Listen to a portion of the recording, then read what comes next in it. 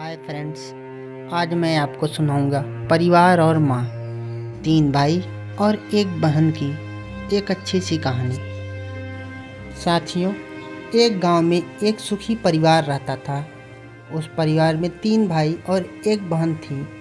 उनके माँ बाप उन चारों से बेहद प्यार करते थे, मगर बीच वाले से थोड़ा परेशान थे, क्योंकि बड़ा बेटा पढ़ लिख कर डॉक्टर बन गया और छोटा बेटा भी पढ़ लिख कर इंजीनियर बन गया था। मगर उनका बीच वाला बेटा बिल्कुल गंवार और आवारा ही बनकर रह गया। अब उनके दो बेटे डॉक्टर और इंजीनियर ने तो शादी भी कर ली थी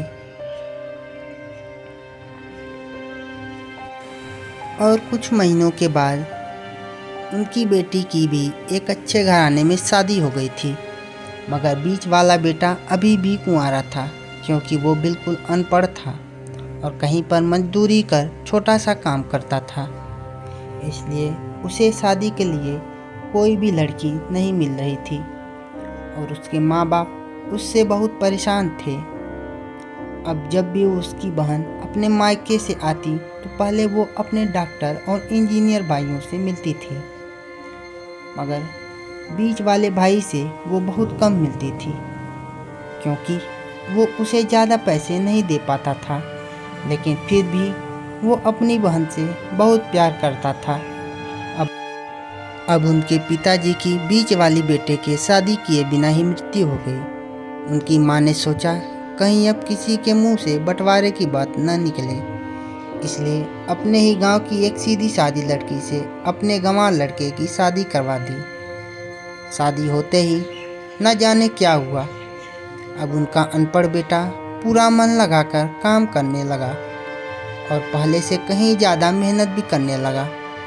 अब तो उसे कोई भी दोस्त बुलाने आता तो वो उसे यही कहता था कि भाई, पहले तो मैं जैसे तैसे अकेला कमा कर खा लेता था, मगर अब मेरी शादी हो गई है तो मुझे अपनी पत्नी के लिए भी कमाना पड़ता है और कल को आने वाले बच्चों के लिए भी तो कुछ जोड़ना ही पड़ेगा। इसलिए दोस्त, अब मैं तेरे साथ नहीं घूम सकता। यह कहकर उसका गंवार लड़का सीधा अपने काम पर निकल जाता है।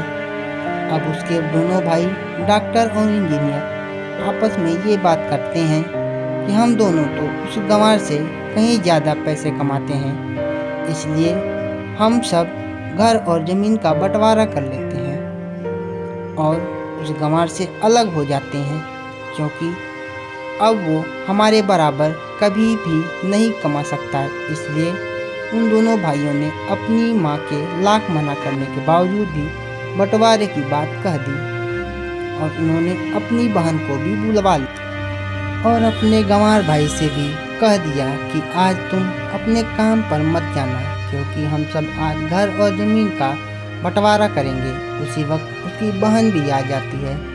तभी उसका गंवार भाई कहता है कि तुम लोग बंटवारा कर लो, मुझे जो भी देना हो दे देना, मैं शाम को आकर अंगूठा लगा दूंगा। तभी उसकी बहन कहती है, अरे बेवकूफ़, तू तो अनपढ़ ही रहेगा, ज़मीन का हिस्सा तो आमने सामने बैठकर ही होता है। तभी उसके दोनों भाई भी बीच वाले गंवार भाई को उल्टा सीधा कहते हैं। तब उसकी माँ भी उसे कहती है कि बेटा, आज तू काम पर मत जा, बंटवारा तेरे सामने ही होगा तो अच्छा होगा। उसी वक्त वकील भी आ जाता है। तभी वकील कहता है कि आपका सारा हिस्सा मिलाकर 10 बीघा ज़मीन है और आपका घर है। अब ये बताओ कि किसको कितना हिस्सा देना है, मैं उसी हिसाब से बंटवारे के कागज़ बना दूंगा। उसी वक्त उनका गंवार भाई कहता है कि वकील साहब, 5-5 बीघा ज़मीन मेरे दोनों भाइयों के नाम लिख दो और ये जो हमारा मकान है ये मेरी प्यारी बहन के नाम कर दो। तभी उसको दोनों भाई और बहन पूछते हैं कि और तू हिस्से में क्या लेगा।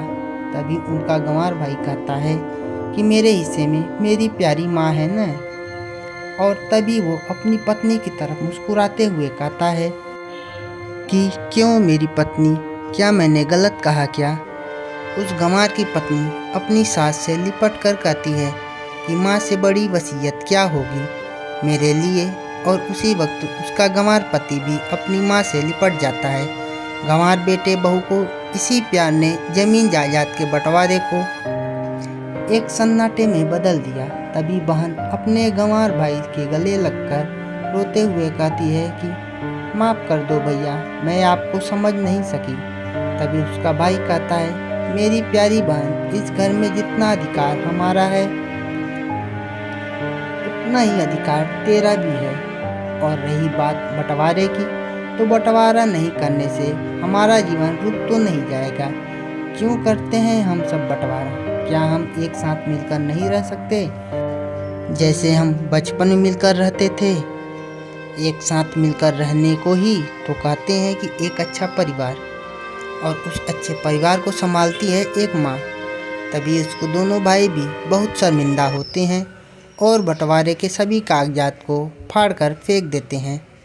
और उस दिन के बाद से ही उनका पूरा परिवार खुशी खुशी एक साथ ही रहने लगा। तो दोस्तों, ये थी परिवार और माँ की एक सच्ची कहानी। धन्यवाद।